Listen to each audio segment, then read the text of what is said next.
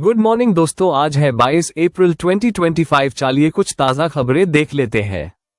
पहले आज के इतिहास के बारे में जान लेते हैं। तो दोस्तों, आज ही के दिन नेताजी सुभाष चंद्र बोस ने भारतीय सिविल सेवा से इस्तीफा दिया था और 1958 में एडमिरल आर.डी. कटारी भारतीय नौसेना के पहले भारतीय प्रमुख बने।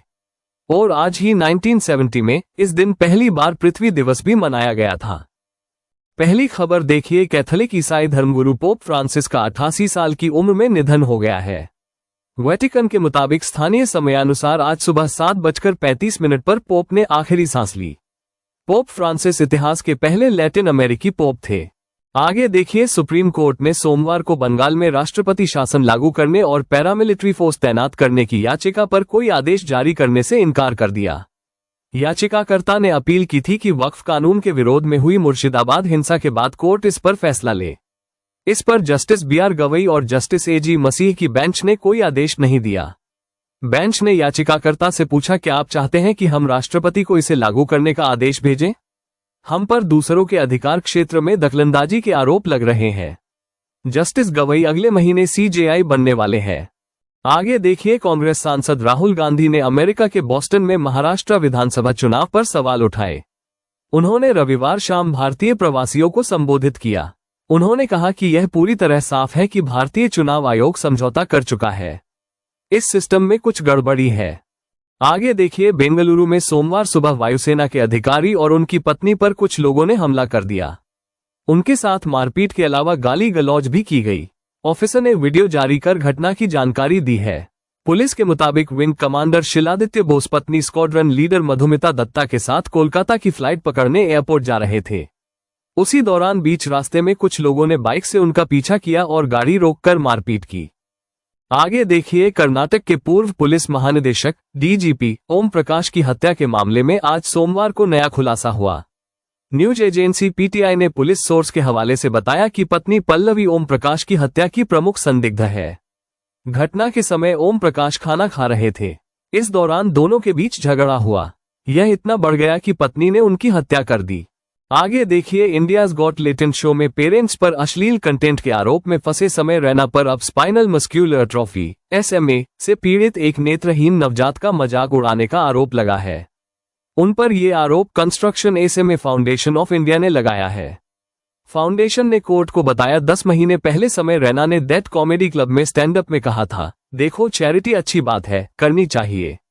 मैं एक चैरिटी देख रहा था जिसमें एक 2 महीने का बच्चा है जिसे कुछ तो क्रेजी हो गया है, जिसके इलाज के लिए उसे 16 करोड़ रुपए का इंजेक्शन चाहिए। आगे देखिए, झारखंड में चौकीदार भर्ती घोषणा की गई है। इस भर्ती का आधिकारिक नोटिफिकेशन जारी हो गया है। ये भर्ती झारखंड गृह विभाग सह जिला दंडाधिकारी दुमका के लिए निकली है। आगे देखिए, श्रेयस अय्यर और ईशान किशन की BCCI के सेंट्रल कॉन्ट्रैक्ट में वापसी हो गई है। पिछले साल दोनों को BCCI के सेंट्रल कॉन्ट्रैक्ट 2023-24 से बाहर किया गया था। वनडे और टेस्ट टीम के कप्तान रोहित शर्मा, विराट कोहली और रविंद्र जडेजा A+ में बरकरार रहेंगे। ये तीनों पिछले साल T20 वर्ल्ड कप के बाद T20 फॉर्मेट से संन्यास ले चुके हैं।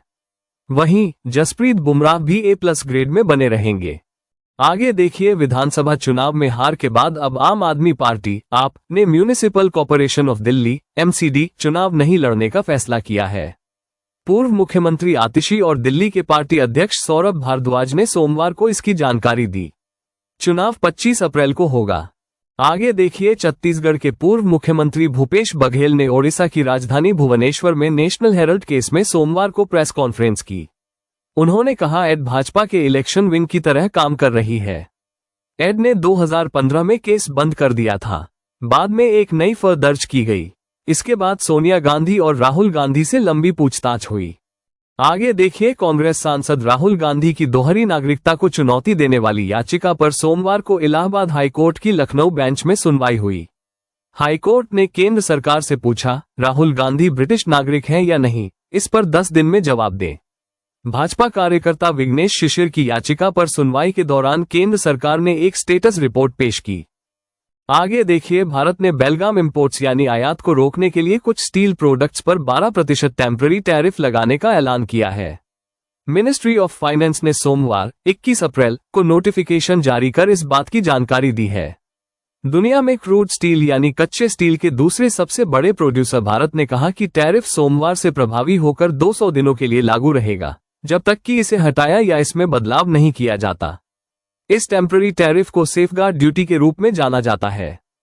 आगे देखिए, दिल्ली हाई कोर्ट ने सोमवार 21 अप्रैल को competition commission of India (CCI) और जोमेटो इटरनल को नोटिस जारी किया है। कोर्ट ने ये notice national restaurant association of India (NRAI) की याचिका पर दिया है। ये याचिका जोमेटो स्विगी पर एंटी कॉम्पिटिटिव आरोपों की जांच के दौरान NRAI को कॉन्फिडेंशियल ऋण गोपनीय जानकारी तक एक्सेस से बाहर करने पर लगाई गई थी। अब कोर्ट इस मामले की सुनवाई 23 अप्रैल को करेगी। आगे देखिए, भांजी से ये कहकर राजमिस्त्री ने झांसी में 150 फीट गहरी खदान में छलांग लगाकर सुसाइड कर लिया। गांव वालों ने पुलिस और परिजनों को सूचना दी। 3 दिन बाद सोमवार को राजमिस्त्री का शव पानी में उतराता मिला। पुलिस ने शव को पोस्टमार्टम के लिए भेज दिया। घटना रक्सा थाना क्षेत्र की है। आगे देखिए, उत्तर प्रदेश के बिजली उपभोक्ताओं को अप्रैल महीने के बिल में 1.24% महंगा बिजली बिल चुकाना होगा। प्रदेश में बिजली दरों में ये इजाफा ईंधन अधिभार शुल्क (FCA) को लेकर हुआ है। केंद्र सरकार की नई गाइडलाइन के अनुसार अब हर महीने FCA की दर तय होती है। आगे देखिए, गूगल ने एंड्रॉयड टीवी सेगमेंट में अनफेयर बिजनेस प्रैक्टिस से जुड़े एक मामले में कंपटीशन कमीशन ऑफ इंडिया यानी CCI के साथ समझौता किया है। रिपोर्ट्स के अनुसार समझौते के हिस्से के रूप में गूगल ने रेगुलेटर को 20.24 करोड़ रुपए का भुगतान करने पर सहमति व्यक्त की है। ये कॉम्पिटिशन एक्ट के रिवाइज्ड प्रोविजन के तहत निपटाए जाने वाला पहला मामला है, जिसने 2023 में सेटलमेंट और कमिटमेंट प्रोविजंस पेश किए। यह मामला 2021 में दायर एक शिकायत से उपजा है, जिसके कारण CCI ने एक विस्तृत जांच शुरू की थी। आगे देखिए, जम्मू कश्मीर के मुख्यमंत्री उमर अब्दुल्ला सोमवार को हालात का जायजा लेने रामबन पहुंचे। खराब मौसम के कारण हेलीकॉप्टर उड़ान की मंजूरी न मिलने पर उमर सड़क के रास्ते रामबन आए। वे करीब 5:30 बजे रामबन पहुंचे और पैदल ही बाढ़ प्रभावित इलाकों का जायजा लेने निकल पड़े। रामबन पहुंचने से पहले मीडिया से बातचीत में उन्होंने कहा, मैं लोगों को विश्वास दिलाता हूं कि किसी चीज की अभी कमी नहीं है। जहां कहीं भी चीजों की कीमतें बढ़ाई जा रही है, वहां सख्त कार्रवाई की जाएगी। गिरफ्तारी की जरूरत पड़ी तो गिरफ्तारी भी की जाएगी। आगे देखिए, लोकसभा में नेता प्रतिपक्ष राहुल गांधी ने हिमाचल के CM सुखविंदर सिंह सुक्खू को एक पत्र लिखा है। इसमें उन्होंने CM सुक्खू से रोहित वेमुला एक्ट लागू करने का आग्रह किया है। नेता प्रतिपक्ष ने मुख्यमंत्री को लिखी चिट्ठी सोशल मीडिया अकाउंट X पर भी शेयर की। इसमें राहुल ने लिखा, कांग्रेस पार्टी हर बच्चे को शिक्षा तक समान पहुंच दिलाने और जातीय भेदभाव को खत्म करने के लिए पूरी तरह प्रतिबद्ध है। जब तक हर छात्र को बिना भेदभाव के सम्मान, सुरक्षा और समान अवसर नहीं मिलेगा, तब तक हमारी शिक्षा व्यवस्था सभी के लिए न्यायपूर्ण नहीं हो सकती। इससे पहले राहुल गांधी यही चिट्ठी कर्नाटक और तेलंगाना के मुख्यमंत्री को भी लिख चुके हैं। आगे देखिए, यूपी के देवरिया में मेरठ के सौरभ हत्याकांड जैसी वारदात हुई।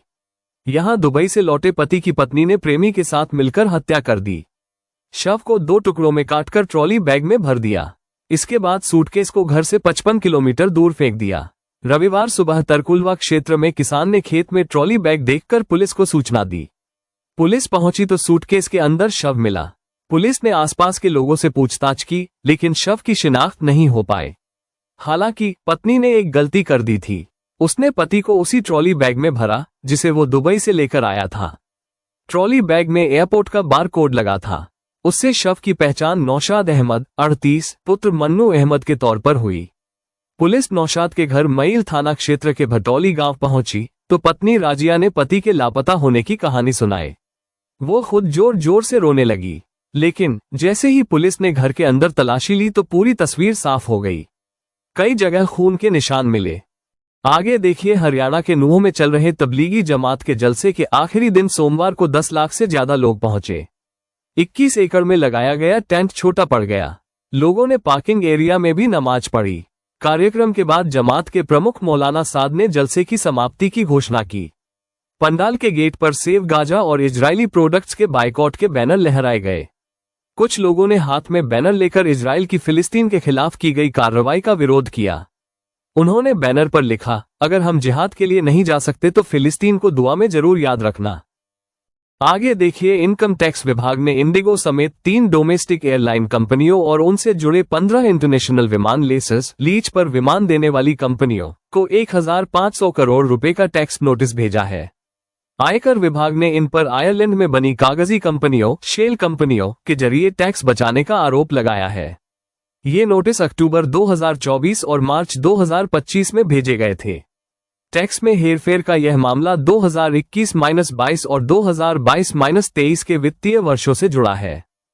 आगे देखिए, टैम्प ट्रैक्स तूफान पहले पुलिया से टकराई, इसके बाद 10 फीट गहरी खाई में गिर गई। हादसे में दूल्हा दुल्हन समेत 3 लोग गंभीर रूप से घायल हैं। गाड़ी में कुल 9 लोग सवार थे। एसपी पंकज कुमार पांड्या के मुताबिक हादसे में 2 महिलाओं, 1 बच्ची और 3 पुरुषों की मौके पर ही मौत हो गई।